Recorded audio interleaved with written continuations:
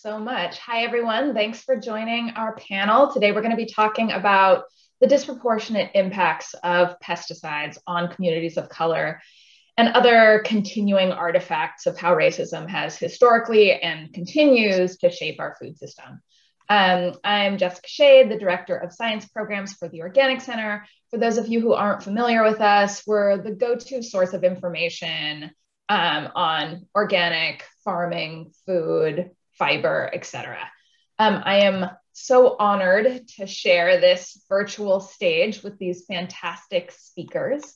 Brian Williams is a professor at Mississippi State University whose research traces the political, cultural, and ecological dimensions of agricultural and environmental change in the United States South, and in particular, the relationship between plantations, pesticides, and contemporary industrial agriculture. Ursine Evans is a lifelong agricultural professional who grows herbs, vegetables, and flowers. She is also an astute businesswoman. She's owned and operated several businesses. She currently runs a farm that creates health-focused products such as hair and body creams, soaps, and oils.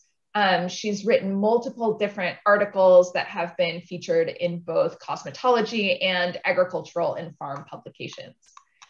Javier Zamora is the owner of JSM Organics, where he believes in paying farm workers a living wage and transparency with his customers.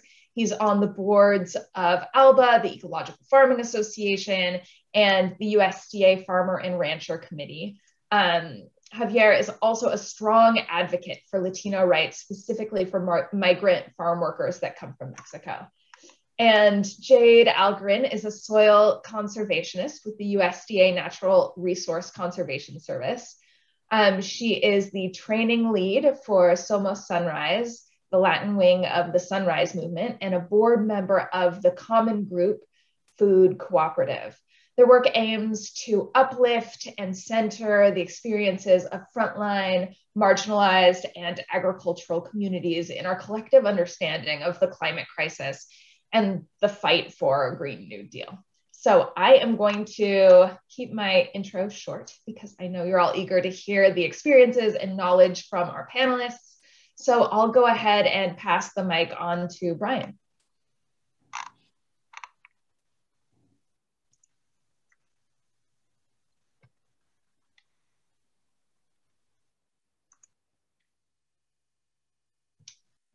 Oh, Brian, you are on mute. Classic. I always need to take a note to put myself off mute at the top of any speaking notes I make. But good morning and good afternoon to those of y'all who can hear me now. I'm really grateful to be on this panel with such a fantastic group of panelists and in this virtual space with all y'all. So in this brief presentation, I'm going to focus specifically on my research on environmental racism through pesticides in the Yazoo, Mississippi Delta, which is the area in yellow on this map that you see behind me. Though the Mississippi Delta is a majority Black region, the vast majority of land is white owned. And the cotton, corn, soybeans, and rice that dominate land use in the Delta are sustained by a wide array of chemicals. Despite being some of the richest and most productive land in the US, the Delta is characterized by some of the highest rates of food insecurity in the entire nation. In addition to threatening people's health, the ubiquity of commercial herbicides like Roundup make growing gardens difficult in many areas since only cotton, corn, and soybeans are Roundup ready. The ubiquity of herbicides designed for market commodity crops makes the Delta and its environment less conducive to growing food crops and sustaining people, despite the rich soil. Contemporary chemical-intensive industrial agriculture in the Delta is a central legacy of plantations, and I'm going to briefly trace some of this history in my presentation. So from the moment of their establishment, cotton plantations in the US were both environmental and racial projects. Monocultural cotton fields, as many of y'all know, are vulnerable to disease and predation by insects, and these ecological crises build over time. So these ecological vulnerabilities of cotton plantations were at first deferred through the westward expansion of plantation lands through colonial theft and genocide, particularly in the 19th century. In fact, I'm coming to you from Mississippi State University in Starkville, Mississippi, which sits upon Choctaw lands that were only ceded under conditions of coercion in 1830 and rapidly converted into plantations in that same period of time. Plantation owners depended upon the expertise and labor of enslaved workers to manage pests and to remove insects from plantation crops by hand. That is to say, the making of monocultural cotton without chemicals was incredibly laborious, and slavery and colonialism were the conditions under which cotton came to dominate the U.S. South. Upon the abolition of slavery, the failure to destroy the grip of the white plantation elite over the South, along with the unfulfilled promises, or in many ways unfulfilled promises, of land to Black Southerners, meant that the plantation elite in the South restored political power through land monopolization and through racial violence, and reinstated the racist exploitation of workers as a central pillar of plantation agriculture. So by the 1870s, the South was characterized in plantation regions by massive monopolized landholdings and coercive relations of production built upon racism, as well as a single crop economy and an ecology built on cotton. So it's not coincidental that plantation landscapes in the South were at the forefront both of racial violence and chemical industrial expansion. Beginning in the 1870s, toxic chemicals like Paris green, which is an arsenical, were first used as a means of killing cotton's insect pests. And from the very outset of chemical usage in the plantation South, racism provided a key means by which the lives and health of agricultural workers were devalued. That is to say, racism provided and continues to provide, for that matter, the conditions in which the toxic effects of chemicals are ignored or dismissed. In the early decades of the 20th century, cotton insecticide usage radically increased, and the Delta was central to the global development of pesticides. The first commercial application of chemicals by air occurred in plantations in the Delta by the predecessor of a company you've probably heard of, Delta Airlines. These applications of the insecticide calcium arsenate were extensive and disregarded the well-being of Black workers and Black communities. Calcium arsenate, as you might imagine, is toxic to insects like the boll weevil, but also to people and to vegetables. So from the outset of widespread chemical usage in the South, they've threatened both the health of food systems, the health and the food systems of residents. And this trajectory continues into the present day and has strong parallels in regions like California's Central Valley and globally. Yet the USDA, creditors, and companies push these chemicals as the height of agricultural innovation. The life of cotton was treated as the preeminent concern of agricultural development and research. Ideal cotton poisons and practices were toxic to pests, but didn't damage cotton. And the entire structure of agricultural development is oriented towards preserving cotton and plantation profits, rather than the concerns of the health of workers and communities. So by the 1950s, the plantation regions of Mississippi were perhaps the most chemical intensive places on earth. In some cases, this was over 20 pounds of highly toxic chemicals per acre per year. And as a consequence of white monopolization of land and political power, Black workers were far, far more likely to come into contact with chemicals. Most Delta residents I've interviewed in my research who worked in fields or lived near fields have personal or family stories of exposure to toxic chemicals. And the chemicals used include endocrine disruptors, carcinogens, and nerve agents. So a lot of health problems that are pervasive into the present day are linked to the widespread usage of chemicals. Now, one final note, the ban of DDT in 1972 is widely remembered in the US as a victory for environmentalism and sustainable agriculture. However, as some of you are probably aware, in the wake of this ban, DDT was largely replaced by organophosphates, and particularly in cotton, agriculture, and some other sectors. So these chemicals are less persistent in the environment, but acutely toxic and immediately toxic. This means that organophosphate residue was less likely to persist on food eaten by consumers and less likely to accumulate in the tissues of animals in the environment, but also that organophosphates were far more lethal in the immediate term to farm workers. As a number of scholars and activists have pointed out, the prioritization of consumers and the environment over the well-being of farm workers and communities of color has been a common and ongoing theme in pesticide politics, pesticide regulation, and for that matter, aspects of the mainstream organic movement. So I'm so happy that this panel has been convened at Expo West, and grateful to Jessica Shade at the Organic Center for putting it together. And I'm really looking forward to hearing from the rest of the panelists. Ultimately, agricultural racism is toxic to all life, and I'd suggest that true and expansive sustainability will always be undermined if we fail to directly confront racial capitalism and colonialism in agriculture. Thank you. And I think the next speaker is Ursine Evans. So I'll hand it over to her.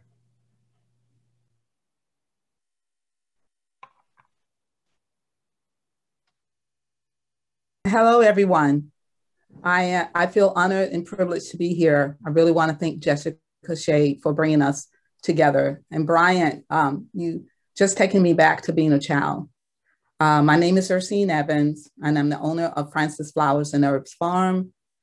And I left Mississippi. I was born and raised here in Pickens, Mississippi, and I left in 1969.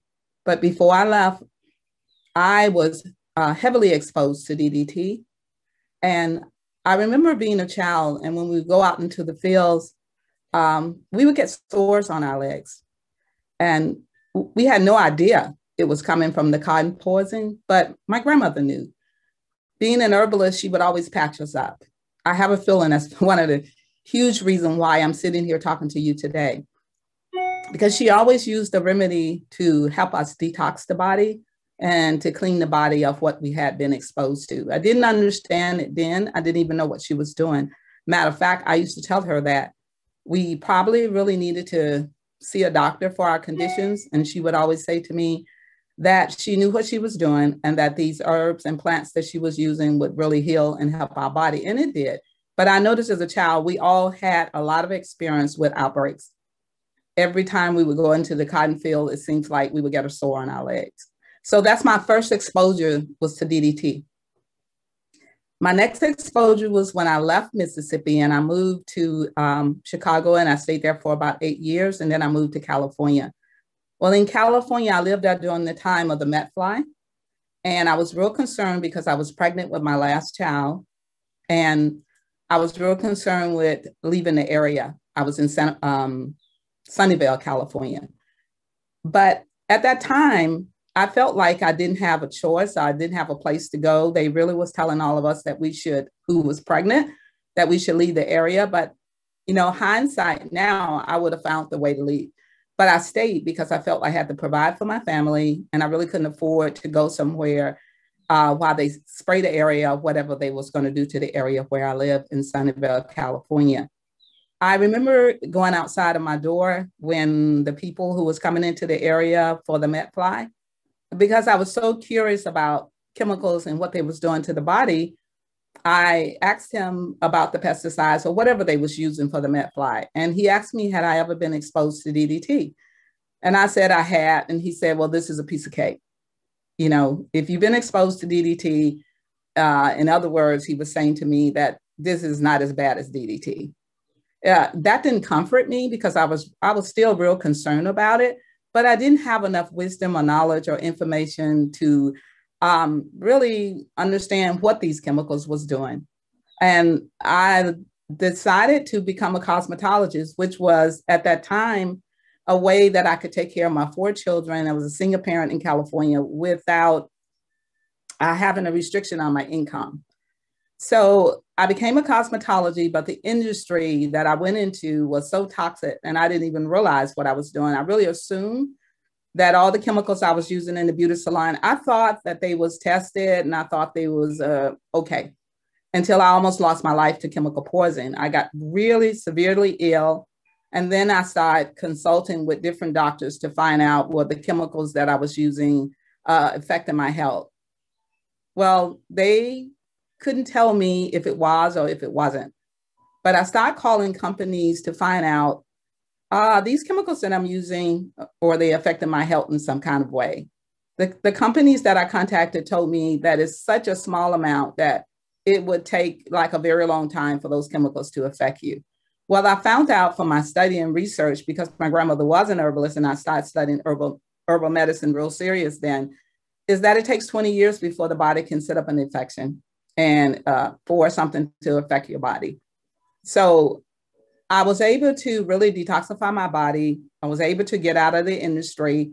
And then I moved to Atlanta, Georgia. And that's where, cutting a long story short, I started working with organic biodynamic farmers. I started working on their land for food. And it led me to develop my own line of natural products, hair and skincare products. And from that, I moved back to Mississippi, and I've been here for 16 years. So what I do now is really educate my community on the toxins and pesticides in my community. I have been able to talk with my town to get people to stop spraying my road with any chemicals at all, because my farm is an organic biodynamic farm. I thank you so much for listening to me.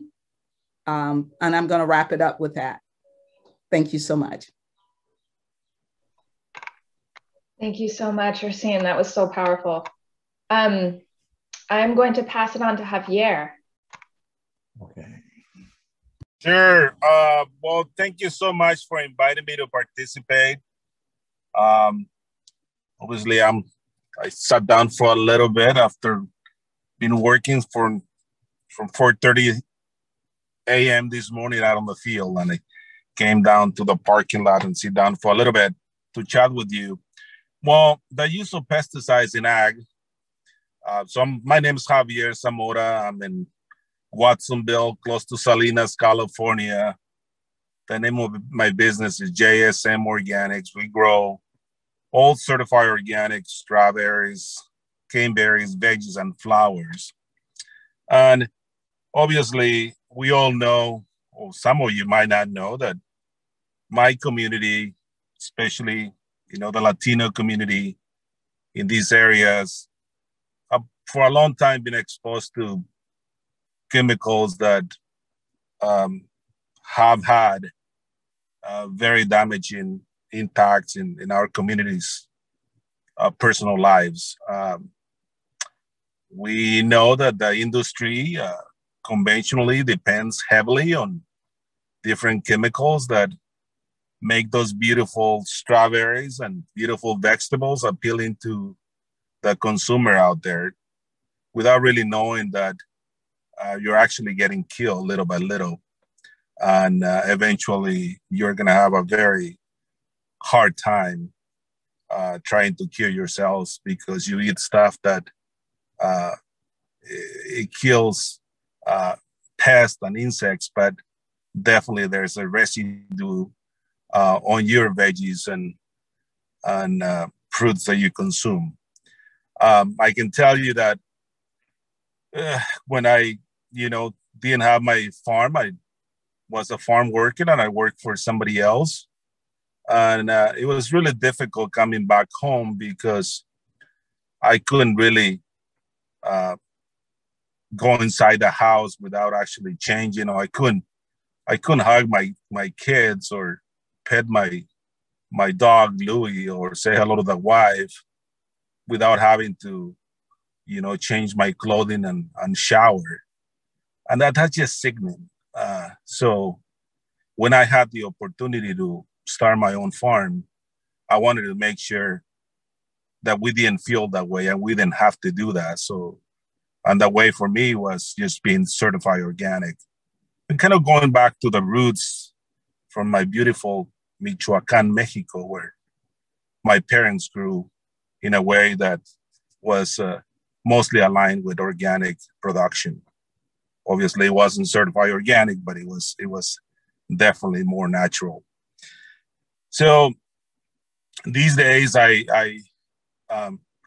want to make sure that my workers, myself, and the people that come to see our farm and the people that eat our vegetables can feel free to go ahead and cut off a leaf of kale or pick up a strawberry or a raspberry and eat it without really having to worry about whether they're gonna die or they're gonna get sick by eating something that has been treated with some sort of chemicals.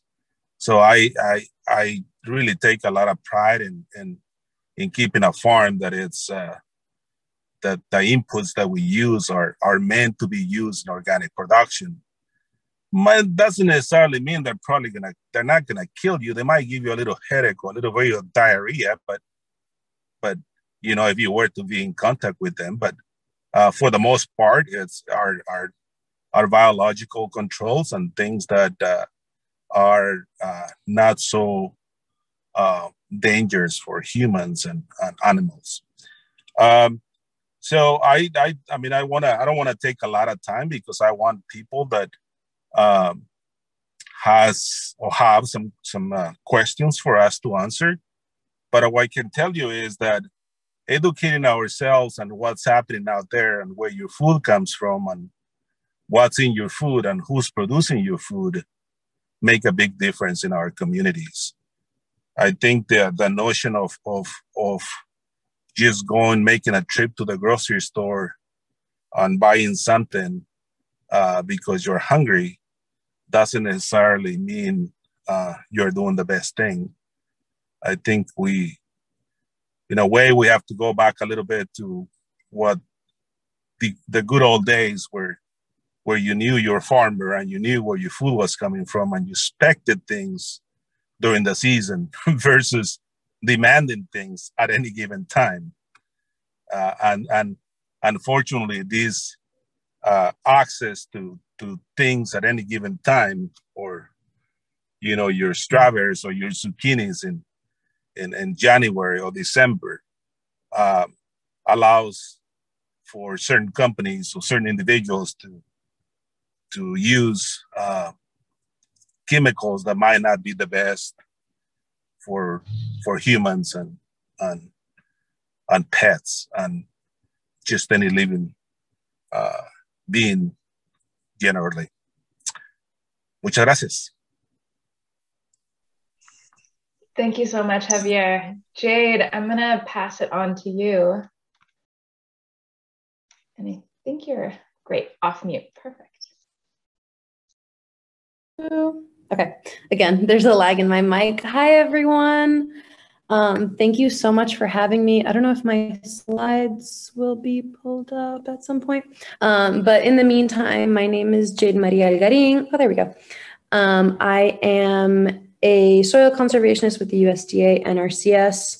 But I think that is in the lineup of things that define me probably at the tail end. So if you could go to the next slide. So I am, I think first and foremost, Afro-Indigenous from Vieques, Puerto Rico. I identify as a colonial subject, and I think that'll figure in later to, or it will figure in later to our conversation or the things I'm trying to present. I'm also a climate organizer and activist with Sunrise Movement. So I stay kind of busy and I have a lot of fun with it. But yeah, outside of this context, I realize I also, before my current gigs, I studied fertilizer use internationally with indigenous communities in Myanmar, Kenya, and Chiapas, Mexico. And so there's a couple of papers out there about fertilizer use in Myanmar. But you can go to the next slide, please, and thank you. Okay, so a little bit of context on Puerto Rico, things that you may or may not know.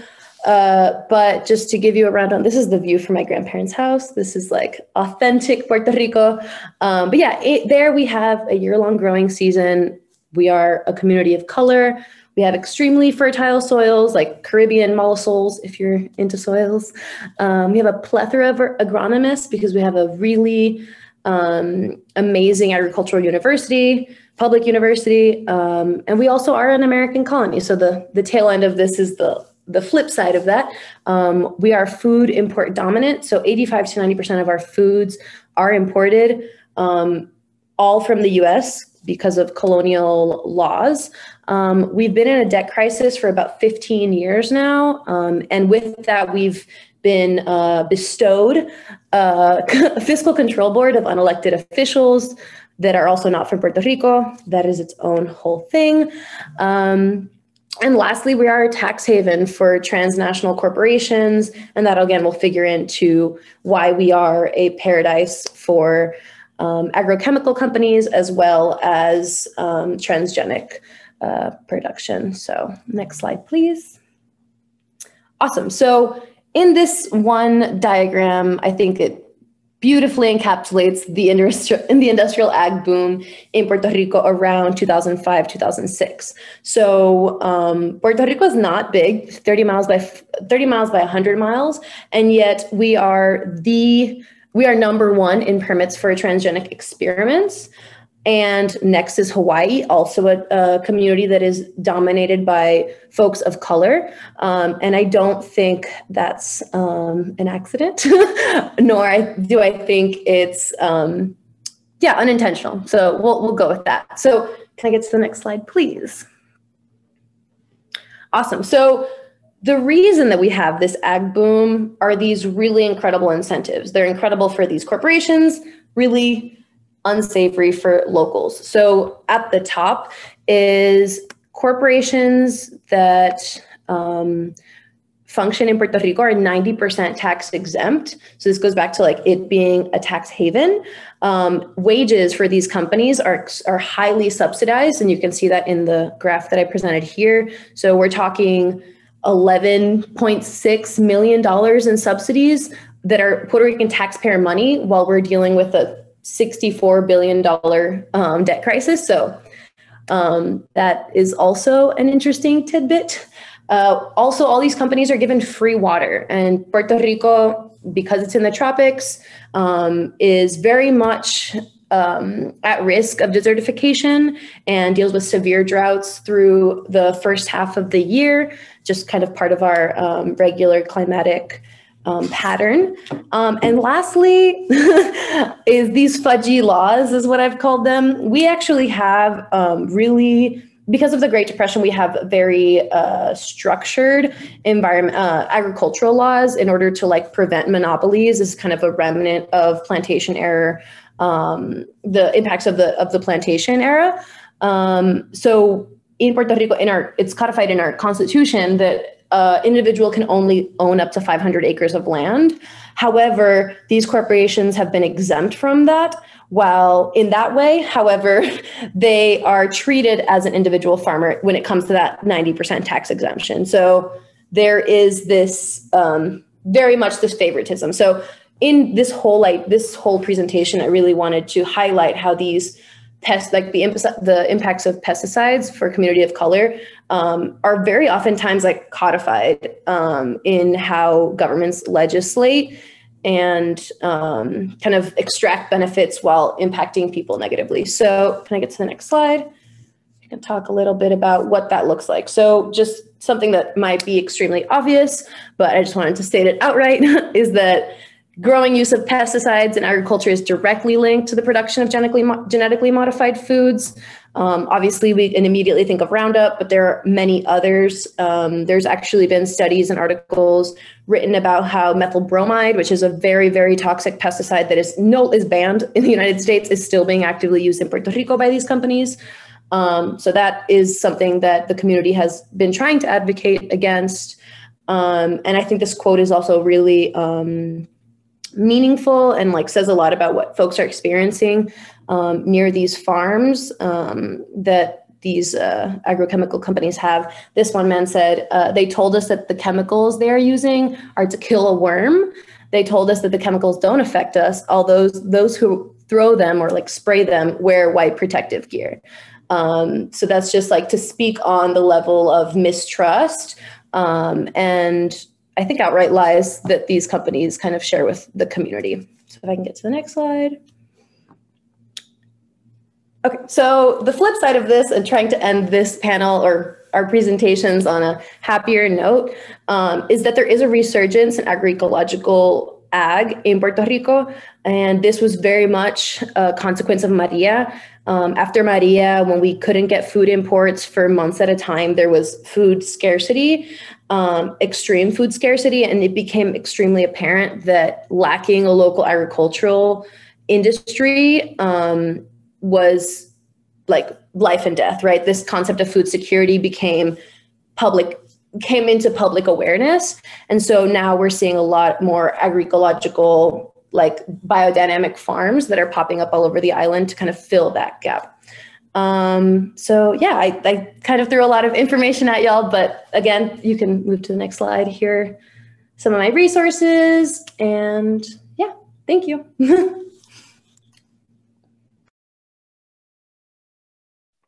All right, thank you so much, Jade. I feel like this was a really amazing panel. Some pretty incredible speakers with really powerful stories and knowledge. So thank you all so much for sharing that knowledge and those experiences. And now I think we have time for a couple questions. So one question that we have is, how has COVID changed some of the patterns that you've observed? So in the context of this year, how have things shifted? And that's just, I'll open that up to all the panelists. Javier, yeah.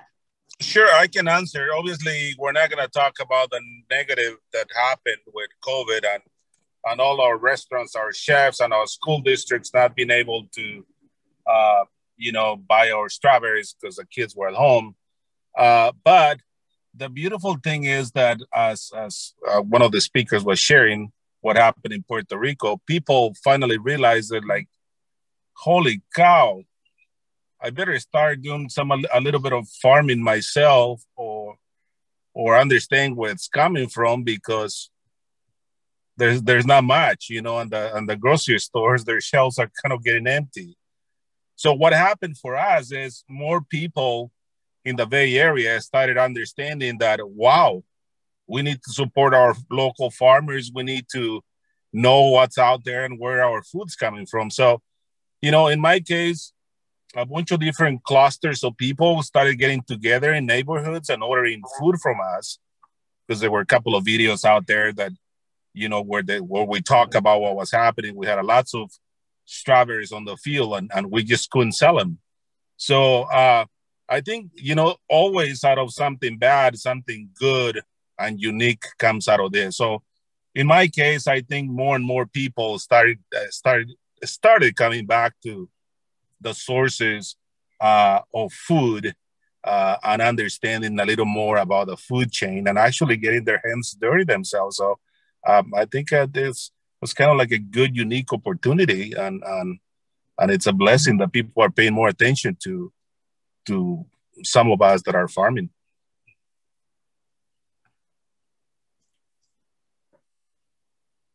And Anyone for else? our farm, for our farm, this is Ursine Evans, and for our farm, it's been a great blessing in the sense that it allowed me and my husband to really serve our community in a really great way, to be there for people who really needed to know more about taking care of their own personal health. So more of our community people came to us, whether they had the virus or they just wanted to learn how to eat better. And so what else happened to us was we got a grant from NRCS to teach over 40 children how to farm biodynamically the way we farm. So we have been super, super busy, me and my husband, doing online classes and working with our group.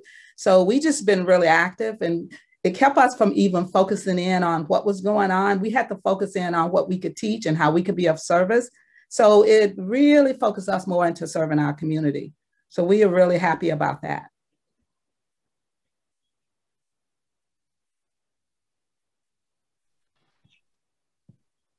That's great.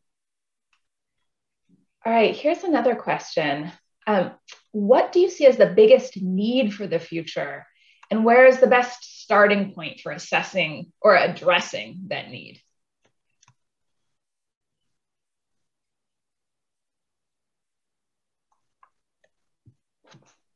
So basically, as you're looking towards the future, where should we start? And I think, Jade, you kind of touched on this a little bit, looking at how things were changing, but how can we help continue that change or accelerate it? I really believe more education in our communities, more people in the community getting educated. I know for sure from the 16 years that we've been here, at first I felt like I wasn't making an impact because things was just really difficult and really hard because, to come from a city and to come into the country and start farming, I will admit it was very hard for me. And coming out of an industry where, that I was not working on a farm, it was very difficult. But once I got into my community and started educating the community, it brought so much joy into my heart. So basically, we really need to be there on the ground floor, and we need to do the education. And since I've been back here, me and my husband, we've had young people from California, where we once lived. As a matter of fact, one of them contacted us today to say that she really is here now, and she wants to start farming on her land. So for us, we have been able to impact and influence young people to start doing more sustainable and natural farming. But I believe that someone has to be there in the community to get it going. So that's what we need. We need more support that way to help people to have an infrastructure when they come, that they can come and they can communicate and they can talk with you, and you can educate them on what you're doing, and they could be able to come to your farm to see what you're doing, because a picture is worth 1,000 words.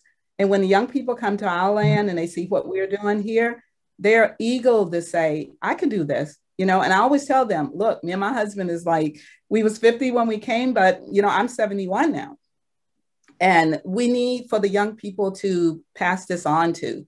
So my whole goal is to just to mentor young people to take over and to keep going forward.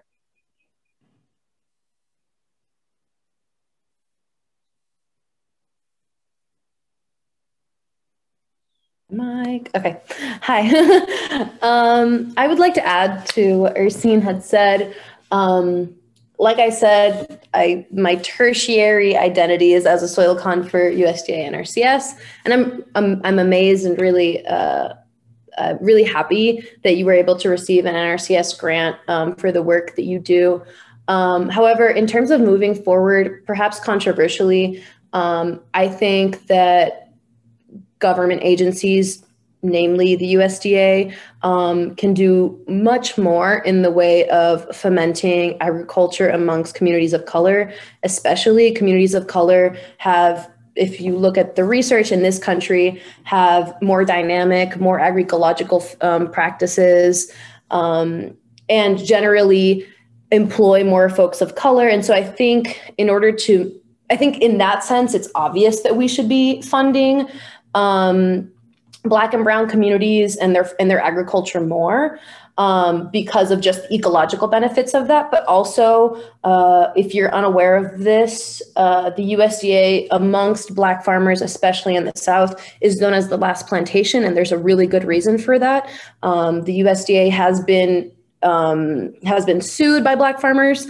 Really interesting court case on just discrimination in terms of how grants and just funding for conservation practices have been allocated. And so maybe it's not that controversial, but I think that communities of color should get preferential funding from the USDA and from government bodies in general. So like state bodies and all the way down the line.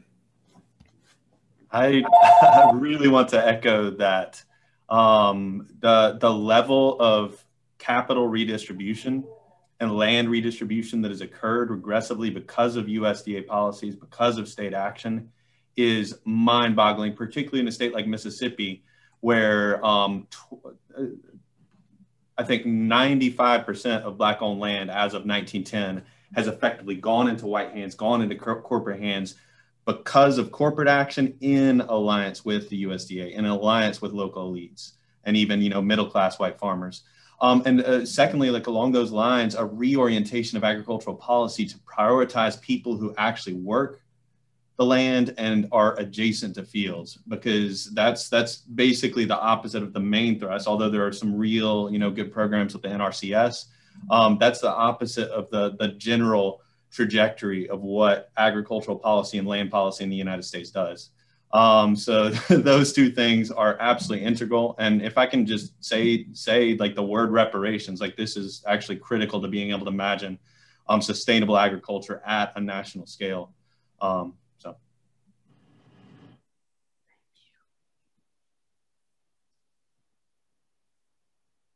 Fantastic. Okay, one last question before we have to say goodbye. And this one is for Javier and Ursine. And the question is, have you had workers that choose to work with you because they know that you grow organic or biodynamic? Of course, that's just one of them. The other one is because they make good money. And maybe the third one is because they feel happy and they feel inclusive. I definitely think that I just want to echo what the other two speakers and Brian are saying. I think some of those, well, there's so much to say, but I would say, anyone that wants to try farming, we should all do our very best to at least encourage those kids to give it a try and see if it sticks on. Not everybody is created to have a PhD or a bachelor's degree and all those things. I think the notion of our society, misleading kids to go in certain path because you need to have a lot of money and you need to create a new app and the newest iPhone and all that stuff that we need, and we beautifully benefit from it. We can do this because of that. But there's other paths of humans to do different things. And I can tell you that there are a lot of people that are very talented, that all they need is just a little bit of help, a little bit of guidance on how to go across, some of those programs that are available for them to get it going. And we know that it's been really screwed up for some of us and some of the brown kids to really get access to some of those programs. We don't want them for free. And we definitely don't want a preference, but we want it to be kind of level the ground for some of us that actually can make a difference. And we're not asking you for anything to give us for free, because it's only air and sun, the water we pay for. So we as community members and organizations like the OTA that are powerful when it comes to policy, it's just to really bring reality to some of those people that can actually make changes. There's just so many things that have to be changed that, a little bit of change at the time makes a difference for a heck of a lot of farmers and a lots of people in the community. And that's as much as I want to say, because we don't really have the time, but we just have to get real and we have to share. We have to, think that there's more people out there that are nicer and smarter than us, and they're more eager to do things, and they have the ganas, they have the efforts, and they want to do it. They want to make something happen. Muchas gracias. That was so beautiful. I'm in love with nature, and I always have, even when I was young, and even when I went away from nature and left it. To me, Mississippi is like a really super beautiful place, but I've created my own paradise here. And so when young people come to the land, they love it here so much they don't want to leave. And some people my age too, I tell them, enjoy my paradise, but you're going to have to go home. My whole goal is to connect people back into nature, because this is what I truly believe. When people learn to have a love affair with this earth, and we're all going to be okay, but we have to connect them back to the land that feeds them. We have to take care of where our food comes from. We have to nurture it. And once we nurture nature, nature sure is going to nurture us. We have to give back to nature. In biodynamics, we believe that if you give nature more than you take away, and that's what George Washington Carver said too. There was two people that was so important to me. George Washington Carver in the 1800s and Rudolf Steiner in the 1800s, which is the father of biodynamic farming. Him and Rudolf Steiner, they said the same thing. Give back to nature more than you take. Respect it, love it, because this is where your food source comes from. This is our home. I believe if we all can impart that love into whoever we're training and teaching, that we're all going to be okay here on this earth. But it's going to have to start with respecting and loving the land and having a love affair with nature. Thank you. I love that. And I feel like that wisdom is the perfect place to close out. So thanks, Ursine. And thanks to all of our panelists. Thanks to the people who came to listen to this panel. And Nancy, I'll go ahead and hand it back to you.